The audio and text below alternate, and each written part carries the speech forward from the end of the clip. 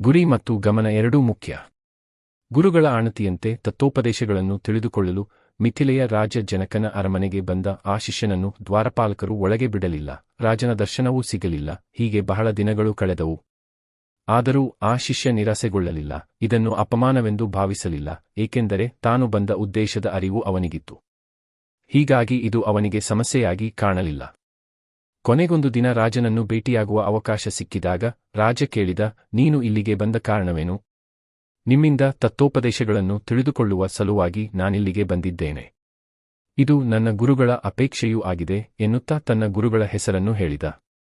ಆಗಬಹುದು ಎಂದು ಹೇಳಿದ ಜನಕ ಅವನ ತಲೆಯ ಮೇಲೆ ನೀರು ತುಂಬಿದ ಕುಂಭವನ್ನಿರಿಸಿ ಅರಮನೆಯನ್ನು ಒಂದು ಸುತ್ತು ಪ್ರದಕ್ಷಿಣೆ ಹಾಕಿ ಬರುವಂತೆ ಹೇಳಿದ.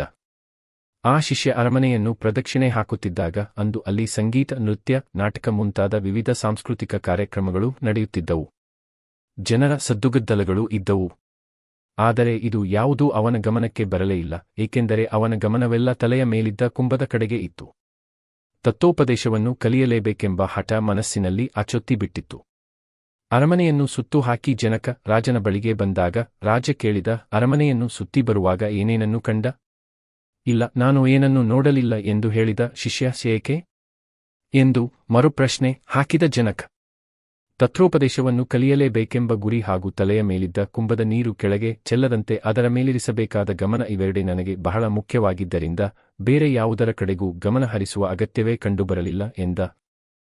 ಅವನ ಮಾತಿನಿಂದ ಸಂತುಷ್ಟನಾದ ಜನಕ, ನಾನು ನಿನ್ನಿಂದ ಇದನ್ನೇ ಅಪೇಕ್ಷಿಸಿದ್ದೆ. ಅದಕ್ಕಾಗಿಯೇ ನಿನಗೊಂದು ಸಣ್ಣ ಪರೀಕ್ಷೆ ನೀಡಿದೆ. ಅದರಲ್ಲಿ ನೀನು ಜಯಗಳಿಸಿರುವೆ. ಯಾವುದೇ ವಿದ್ಯೆ ಸಿದ್ಧಿಸಬೇಕಾದರೆ ಗುರಿ ಮತ್ತು ಗಮನ ಎರಡೂ ಬಹಳ ಮುಖ್ಯವೇ. ಇನ್ನು ನಿನಗೆ ತತ್ವೋಪದೇಶ ಮಾಡಲು ಅಡ್ಡಿಯಿಲ್ಲ ಎನ್ನುತ್ತಾ ಅವನಿಗೆ ತತ್ವೋಪದೇಶವನ್ನು ಮಾಡಿದ. ದುಡಿಮೆ ಫಲಕಾರಿಯಾಗಲು, ಅಂದುಕೊಂಡಿದ್ದನ್ನು ಸಾಧಿಸಲು ಯಾವುದೇ ಗೊಂದಲಗಳಿಲ್ಲದ ಸ್ಪಷ್ಟವಾದ ಗುರಿಯನ್ನು ಮೊದಲು ನಿರ್ಧರಿಸಬೇಕು. ಆ ನಿರ್ದಿಷ್ಟ ಗುರಿ ಮುಟ್ಟುವ ಪ್ರಯತ್ನದಲ್ಲಿ ಸಂಪೂರ್ಣ ಗಮನ ಹಾಗೂ ಸ್ಥಿರ ಮನಸ್ಸಿನಿಂದ ಕೂಡಿದ ನಿರಂತರ ಪ್ರಯತ್ನವಿರಬೇಕು. ಕಲ್ಪನೆಯೇ ಬೇರೆ, ವಾಸ್ತವಿಕತೆಯೇ ಬೇರೆ. ಶಿಕ್ಷಕರ ದಿನದಂದು ಗುರುವಂದನೆಯನ್ನು ಸಲ್ಲಿಸಲು ಆ ಶಾಲೆಯ ಒಂದಷ್ಟು ಹಿರಿಯ ವಿದ್ಯಾರ್ಥಿಗಳು ಒಟ್ಟುಗೂಡಿ ಶಾಲೆಗೆ ಭೇಟಿ ನೀಡಿದರು. ನಿವೃತ್ತಿಯ ಹಾದಿಯಲ್ಲಿದ್ದ ಶಿಕ್ಷಕರು ತಮ್ಮ ಹಿರಿಯ ವಿದ್ಯಾರ್ಥಿಗಳನ್ನು ಕಂಡು ಸಂತಸದಿಂದ ಬರಮಾಡಿಕೊಂಡರು. ಆಗೆಲ್ಲ ಚಿಕ್ಕವರಾಗಿದ್ದವರು ಈಗ ಬೆಳೆದು ದೊಡ್ಡವರಾಗಿ ಬದುಕು ಕಟ್ಟಿಕೊಂಡಿದ್ದ ಆ ವಿದ್ಯಾರ್ಥಿಗಳ ಬಗ್ಗೆ ತಿಳಿದುಕೊಳ್ಳಲು ಕಾತರರಾಗಿ ಒಬ್ಬೊಬ್ಬರನ್ನೇ ತಾವಾಗಿ ತಮ್ಮ ಬಗ್ಗೆ ತಿಳಿಸಿಕೊಡಲು ಹೇಳಿದರು. ಓದಿನಲ್ಲಿ ತರಗತಿಗೆ ಯಾವಾಗಲೂ ಮೊದಲಿಗಳಾಗಿರುತ್ತಿದ್ದ ಶಾಲಿನಿ ಶಿಕ್ಷಕರ ನಿರೀಕ್ಷೆಯಂತೆ ಡಾಕ್ಟರೋ ಎಂಜಿನಿಯರೋ ಆಗಿರದೆ ಗೃಹಿಣಿಯಾಗಿದ್ದಳು. ಕೊನೆ ಬೆಂಚಿನ ಖಾಯಂ ವಿದ್ಯಾರ್ಥಿ ಕೇಶವ ಖ್ಯಾತ ಫ್ಯಾಷನ್ ಡಿಸೈನರ್ ಆಗಿದ್ದ. ಶಿಕ್ಷಕರಿಂದ ಅವಗಣನೆಗೆ ಒಳಗಾಗುತ್ತಿದ್ದ ಅರುಣ ಪತ್ರಕರ್ತನಾಗಿದ್ದ. ಲೆಕ್ಕದಲ್ಲಿ ಯಾವಾಗಲೂ ಅನುತ್ತೀರ್ಣನಾಗುತ್ತಿದ್ದ ರಮೇಶ್ ಉದ್ಯಮಿಯಾಗಿದ್ದ. ಆಗಾಗ ತರಗತಿಯ ಹೊರಗೆ ನಿಲ್ಲುವ ಶಿಕ್ಷೆಗೆ ಒಳಗಾಗುತ್ತಿದ್ದ ಅಭಿನಂದನ್ ಸೈನ್ಯದಲ್ಲಿ ಅಧಿಕಾರಿಯಾಗಿದ್ದ. ಎಷ್ಟು ಹೇಳಿದರೂ ಅಷ್ಟೇ. ನಿನ್ನ ತಲೆಯಲ್ಲಿ ಅದೇನು ತುಂಬಿದೆಯೋ ಏನೋ, ನೀನಂತೂ ಈ ಜನ್ಮದಲ್ಲಿ ಉದ್ಧಾರವಾಗುವುದಿಲ್ಲ ಎಂದು ಬೈಗುಳ ತಿನ್ನುತ್ತಿದ್ದ ರೇಖಾ ಮನಶ್ಶಾಸ್ತ್ರಜ್ಞೆಯಾಗಿದ್ದಳು. ಸೋಮಾರಿ ಸಿದ್ದೇಶ ಖ್ಯಾತ ಸಾಂಸ್ಕೃತಿಕ ಸಂಘವೊಂದರ ಸಕ್ರಿಯ ಸದಸ್ಯನಾಗಿದ್ದ. ಅವರೆಲ್ಲ ಹೇಳಿಕೆಗಳನ್ನು ಕೇಳಿದ ಶಿಕ್ಷಕರು ಒಂದು ಕ್ಷಣ ಅವಾಕ್ಕಾದರು. ತಮ್ಮ ಎಣಿಕೆ ತಪ್ಪಾದುದಕ್ಕೆ, ನಿರೀಕ್ಷೆ ಹುಸಿಯಾದುದಕ್ಕೆ ಕಾರಣ ಹುಡುಕತೊಡಗಿದರು.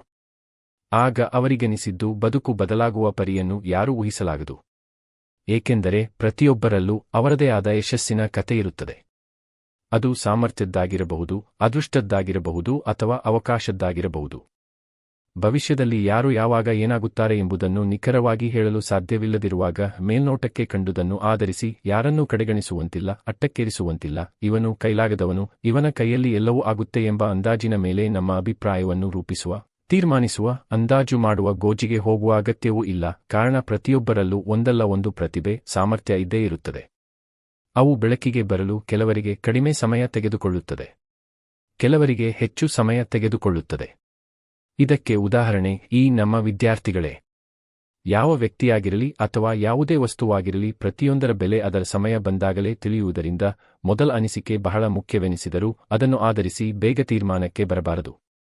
ಏಕೆಂದರೆ ಕಲ್ಪನೆಯೇ ಬೇರೆ, ವಾಸ್ತವಿಕತೆಯೇ ಬೇರೆಯಾಗಿರುತ್ತದೆ.